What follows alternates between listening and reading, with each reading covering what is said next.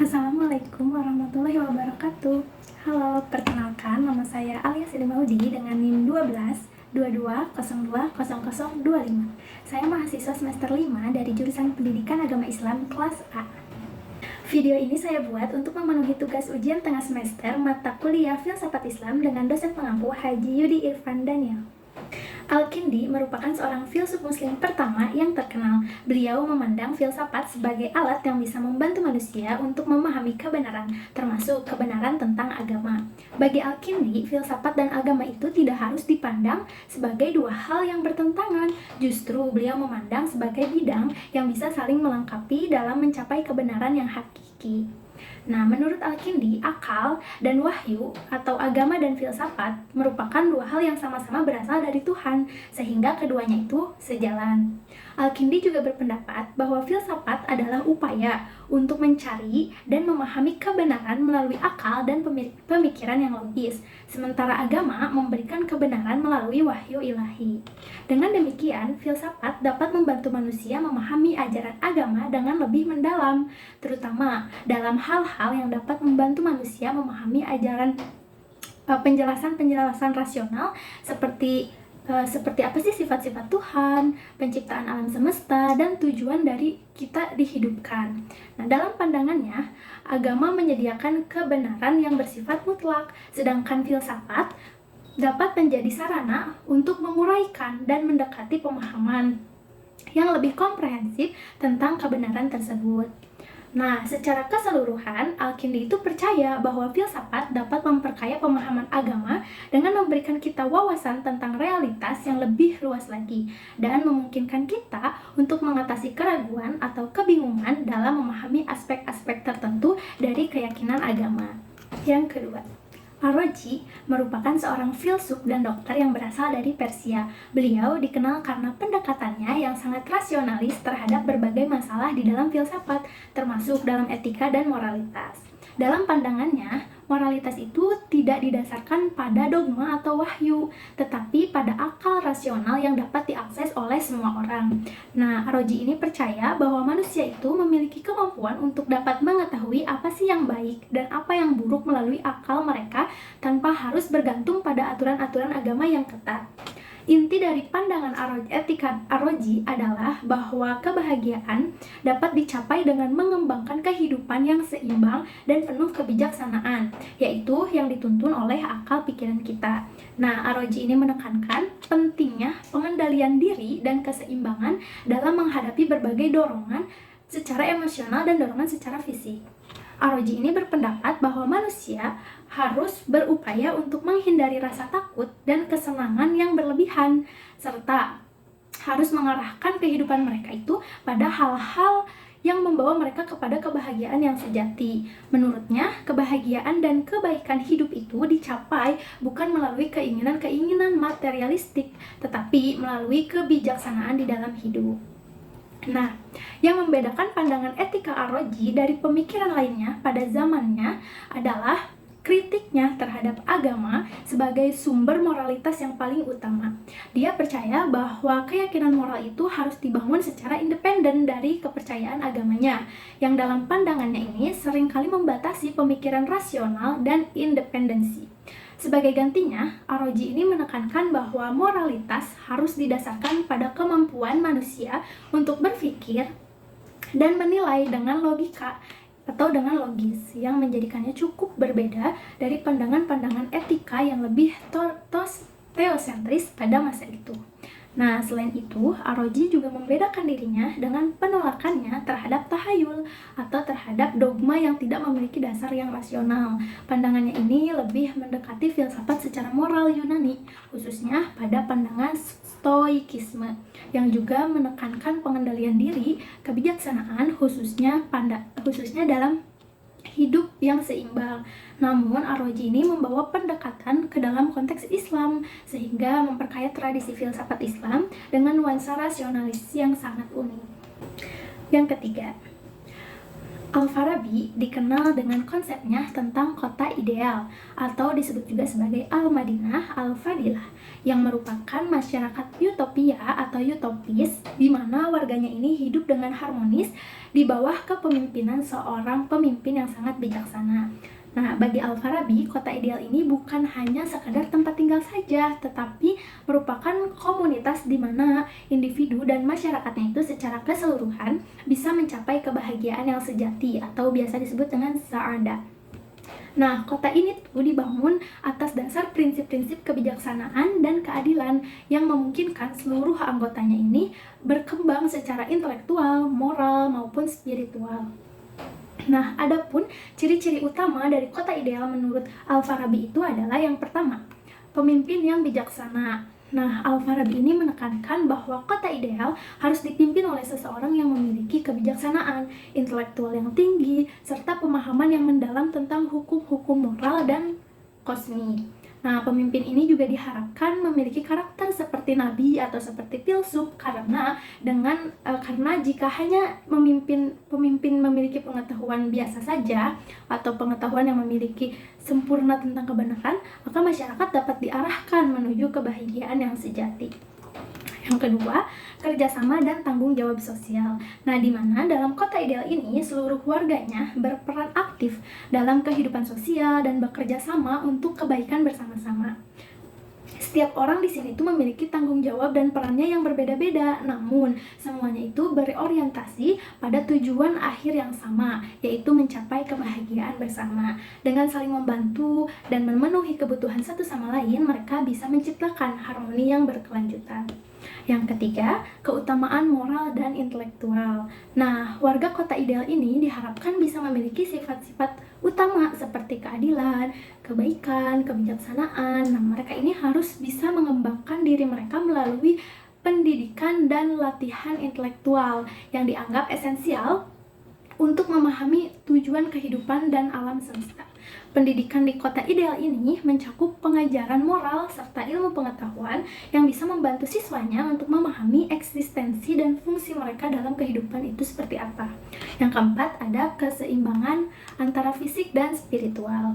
Nah, Al-Farabi di sini Al-Farabi menggarisbawahi pentingnya keseimbangan antara kebutuhan fisik dan spiritual kita. Di kota ideal ini, kebutuhan material dipenuhi secara proporsional sehingga warganya itu tidak terjebak dalam kesenangan duniawi saja. Namun, mereka juga tidak mengalami kekurangan yang merugikan.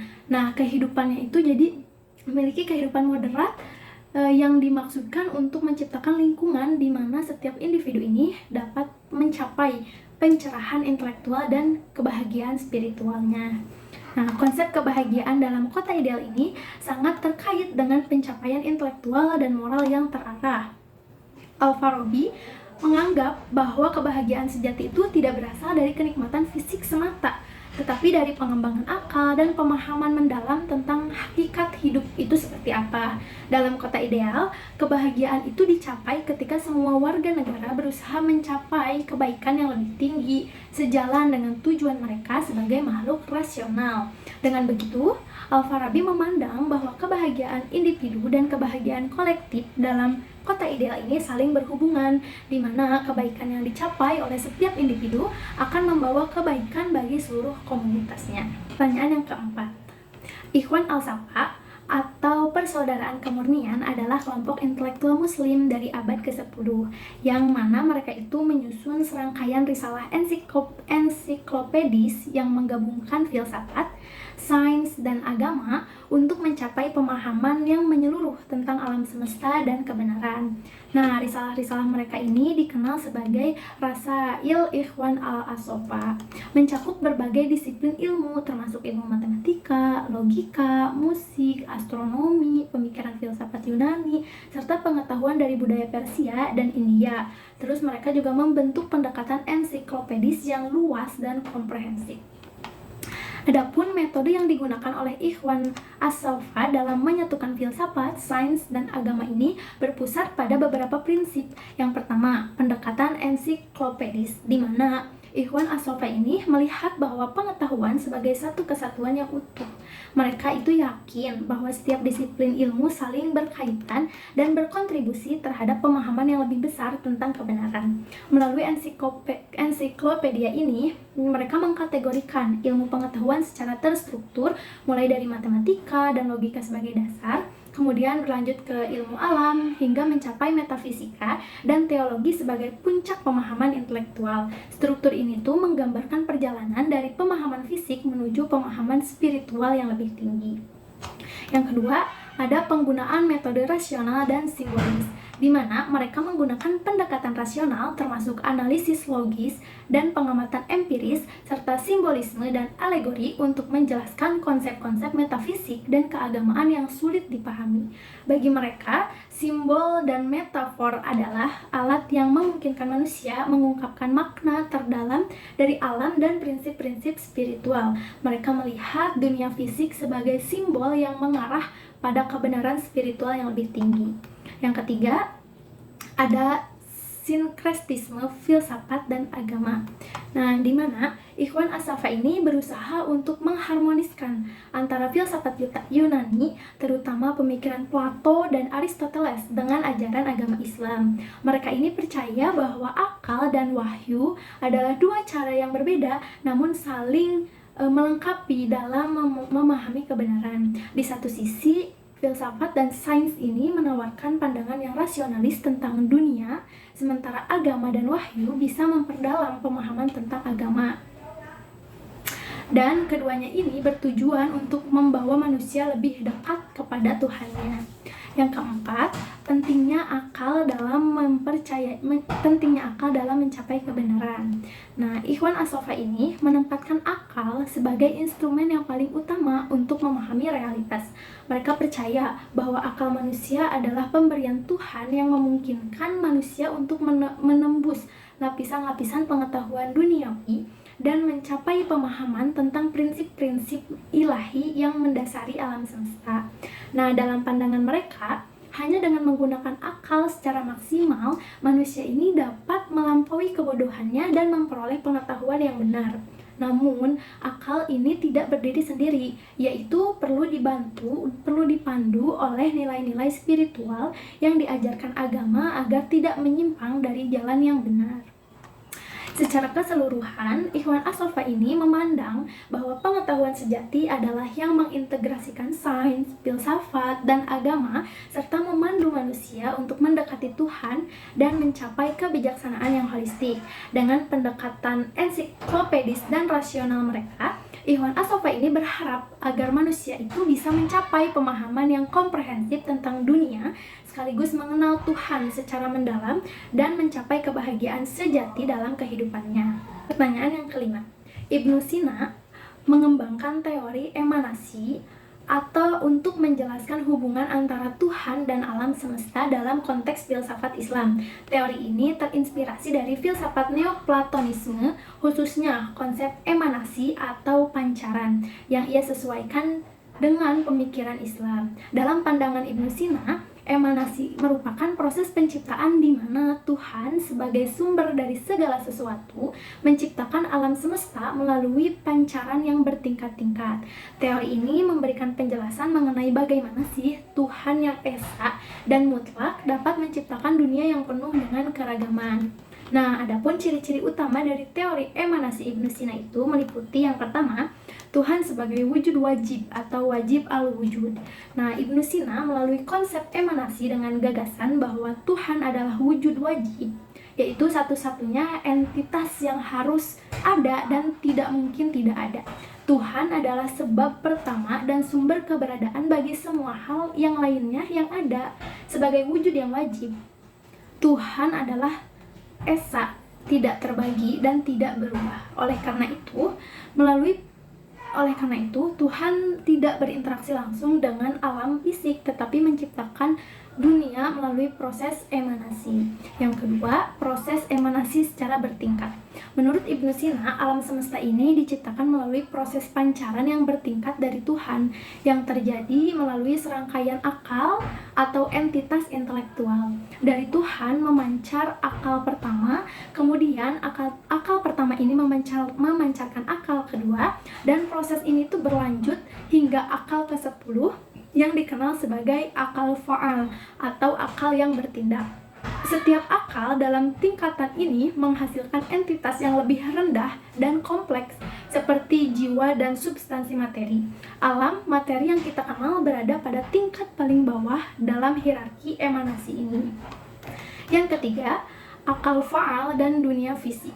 Akal fa'al ini bertindak sebagai perantara antara dunia intelektual dan dunia fisik. Melalui akal fa'al ini, material muncul dan bergerak, dan hal ini memungkinkan pembentukan entitas fisik serta perkembangan jiwa manusia. Akal fa'al juga merupakan sumber bagi pengetahuan manusia karena manusia dapat mengakses bentuk-bentuk intelektual melalui akalnya sendiri dengan bantuan dari akal fa'al. Yang keempat atau terakhir, hubungan Tuhan dengan alam semesta.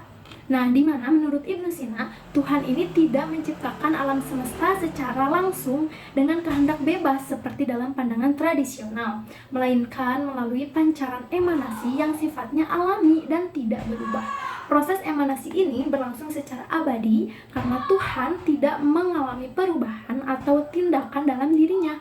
Dengan demikian, meskipun Tuhan adalah penyebab utama dari alam semesta, ia tidak mengalami perubahan atau interaksi langsung dengan dunia materi. Teori emanasi ini memiliki pengaruh yang besar pada pandangan ontologis Ibnu Sina tentang Tuhan dan alam semesta. Di satu sisi, Ibnu Sina menjaga kemutlakan dan kesederhanaan Tuhan yang tak tersentuh oleh kompleksitas dunia material. Di sisi lainnya, emanasi ini memberikan model yang terstruktur tentang bagaimana keberagaman dan keragaman dalam alam semesta dapat terjadi tanpa memengaruhi atau mengubah Tuhan. Pandangan ini membantu menjelaskan bagaimana sih Tuhan dapat tetap transenden atau di luar jangkauan fisik, namun tetap menjadi sumber dari segala eksistensi. Selain itu, teori ini juga memengaruhi cara Ibnu Sina memandang hubungan antara manusia dengan Tuhan. Sebagai bagian dari alam emanasi, manusia memiliki potensi untuk mencapai kesempurnaan spiritual dengan menyelaraskan akalnya dengan akal fa'al. Dalam pandangan Ibnu Sina, dalam pandangan Ibnu Sina, tujuan tertinggi manusia itu adalah untuk mencapai kesatuan intelektual dengan akal fa'al yang membawa manusia lebih dekat dengan Tuhannya.